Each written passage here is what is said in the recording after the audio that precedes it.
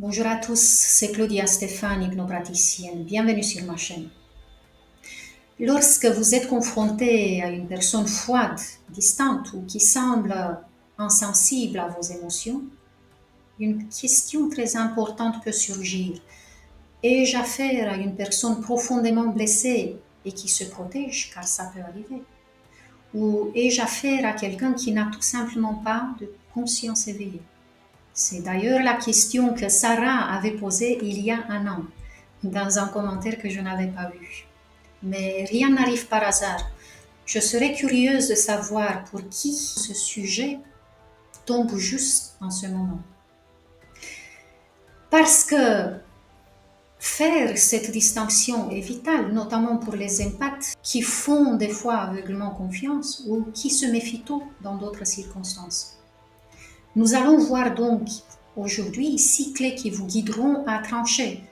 Et je vous donnerai aussi quelques exemples de situations que vous pouvez rencontrer et la manière d'agir d'un portail organique et celle d'une personne traumatisée, afin de savoir à qui vous avez affaire. Mais avant tout, clarifions d'abord ce qu'est un portail organique et ensuite une personne traumatisée. Donc, un portail organique est un être humain qui a une apparence tout à fait normale, mais qui n'a aucune connexion à l'âme individuelle. Il ne s'agit pas ici d'un jugement moral, évidemment, mais d'une configuration ontologique différente. Les portails organiques imitent les comportements humains. Ils sont parfois de très bons acteurs, mais ils ne montrent pas de réelle introspection ou remise en question.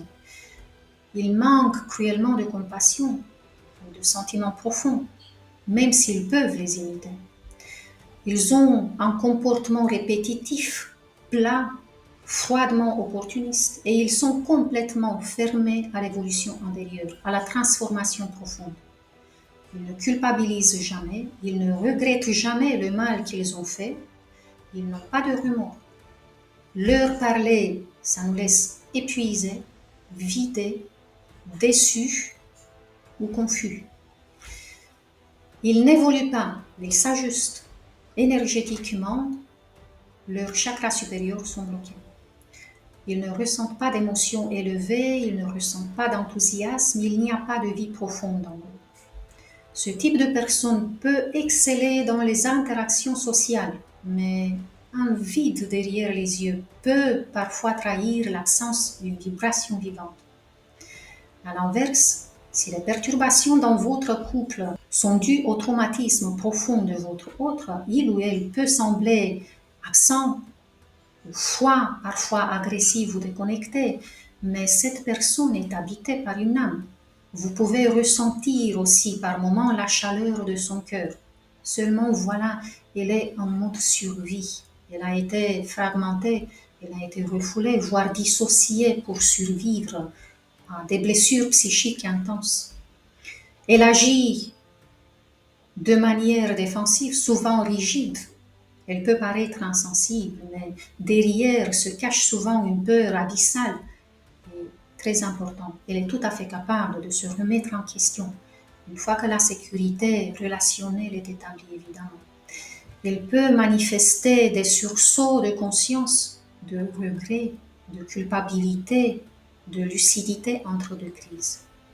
Elle cherche à guérir, même inconsciemment, là où un portail organique ne cherche qu'à maintenir sa position de supériorité. Les personnes traumatisées sont des êtres qui sabotent l'amour aussi, mais qui en ont besoin désespérément. Et maintenant, voici les 6 clés essentielles pour poser un discernement juste. 1. La profondeur émotionnelle. Chez le portail organique, les émotions sont jouées, sont imitées. Il peut y avoir des expressions d'empathie, de tristesse ou de joie, mais elles sont mécaniques, sans vibration réelle. Alors que la personne traumatisée, elle ressent trop ou trop fort au point que les émotions deviennent difficiles à gérer. Par peur de souffrir, elle se referme ou elle peut exploser. Donc, voici la première clé, observer si l'émotion est vivante, sincère et désorganisée. C'est caractéristique aux personnes traumatisées. Ou alors, si c'est plate, sec, bien imitée, mais sans âme, caractéristique au portail organique. Le point 2, regardez la capacité de la personne à évoluer. Je crois qu'on le sait tous, le portail organique ne change jamais vraiment. Il peut donner l'impression de s'adapter, oui, mais il répète inlassablement les mêmes comportements. Il a le même rationnement qu'à 20 ans. Il a des fois les mêmes répliques enregistrées par cœur. Il n'y a aucune transformation profonde qui s'opère en lui. Chez la personne traumatisée, le chemin est plutôt chaotique, lent, mais il y a des moments de clarté. Cette personne a des prises de conscience. Elle peut s'excuser sincèrement, entrer en introspection, faire un effort, même si la rechute est possible. Voici donc la deuxième clé. L'évolution est-elle réelle avec un effort sincère de progresser ou simplement un jeu de rôle? Le point 3, la conscience de soi. Le portail organique n'a aucune conscience réflexive. Il peut imiter la remise en question, mais sans jamais aller en profondeur.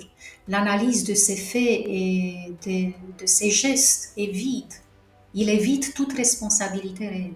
Tandis que la personne traumatisée peut être dans le déni, mais lorsqu'elle se sent en sécurité, elle est capable de se remettre en question, de faire un travail intérieur. Elle est capable de reconnaître ses torts. Et voici donc la troisième clé. La remise en question est-elle authentique ou stratégiquement utilisée pour désamorcer vos réactions? Le point 4, l'effet sur votre énergie. Avec le portail organique, le contact vous vide, vous affaiblit, comme si votre lumière était aspirée. Vous avez l'impression de parler à une surface lisse, sans profondeur.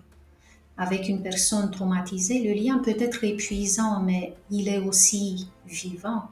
Il y a des échanges vrais, des moments sincères de cœur ou des moments de connexion, même si c'est instable.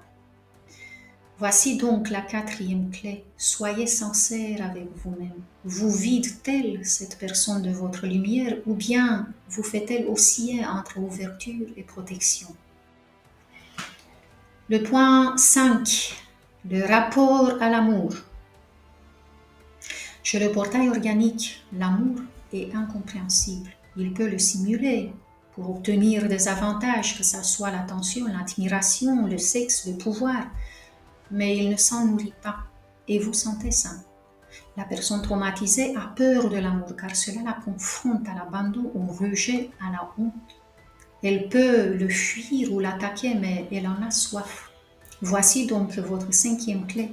Est-ce un rejet froid de l'amour ou un rejet basé sur la terreur d'être blessé? Le point 6, le but inconscient de la relation. Le but d'un PO est de drainer votre énergie, de vous contrôler ou de vous ramener à un état de dépendance affective. Il n'a pas besoin de lien, seulement d'accès à vos ressources. Tandis que la personne traumatisée veut aimer. Elle veut être aimée aussi, mais n'y arrive pas encore. Ces blessures prennent le dessus. Voici donc la sixième clé. Le lien est-il sans âme, sans douceur, caractéristique au PO, ou est-il douloureux mais profondément humain, caractéristique aux personnes traumatisées? Voilà, vous avez les 6 clés utiles pour savoir distinguer un portail organique d'une personne traumatisée, gouvernée par ses forces inconscientes. Et maintenant, je vais vous donner quelques exemples parce que j'ai vu que vous appréciez quand je donne des cas concrets. Premier exemple, donc, vous partagez avec une personne un projet qui vous enthousiasme et vous dites « Je suis super inspirée en ce moment et j'ai une idée de projet qui me donne envie de me lever le matin. Je suis tellement ravie. » Voici la réaction possible d'un portail organique.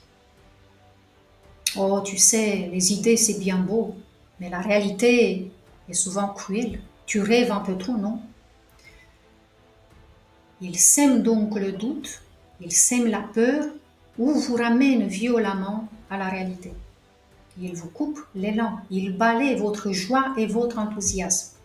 Et voici la réaction possible d'une personne traumatisée. Wow, c'est super, j'aimerais ressentir ça aussi. Tu m'inspires. Ou j'espère pouvoir ressentir ça moi aussi bientôt. Elle peut ressentir un peu de tristesse, mais elle ne vous sabote pas. Elle s'ouvre à votre créativité, à votre intelligence, à votre inspiration. Le deuxième exemple, vous partagez votre gratitude pour quelque chose qui vous émeut. Vous dites, je me rends compte que j'ai beaucoup de chance en ce moment. Je suis vraiment reconnaissant et tellement heureux. Voici la réaction potentielle d'un portail organique qui ne sait pas ce que c'est la reconnaissance. C'est bien, mais attention, ça ne dure jamais longtemps. Quand tout va bien, c'est là que les pires choses arrivent. Là, il envoie une fréquence de menaces déguisées pour vous fermer. Et voilà la réaction d'une personne traumatisée qui pourrait vous dire « ça me fait du bien de t'entendre, ça me rassure de voir que c'est possible ». Elle peut avoir un pincement au cœur, mais elle reçoit votre gratitude avec sincérité.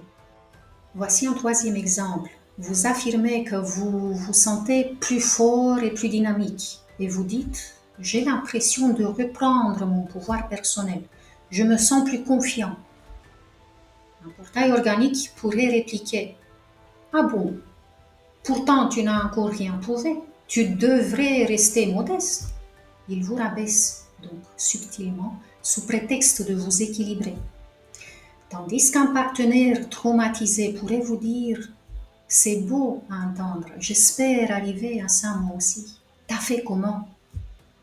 Il s'ouvre donc à votre progression, parfois avec une curiosité douloureuse mais honnête. Exemple numéro 4. Vous rayonnez de joie sans raison parce que vous êtes un empathe et que les empathes sont enthousiastes comme les enfants. Et vous dites « je ne sais pas pourquoi, mais aujourd'hui je me sens si bien. J'ai juste envie de profiter de la vie et d'être heureux. » Mais un PO ne supporte jamais les effusions de joie.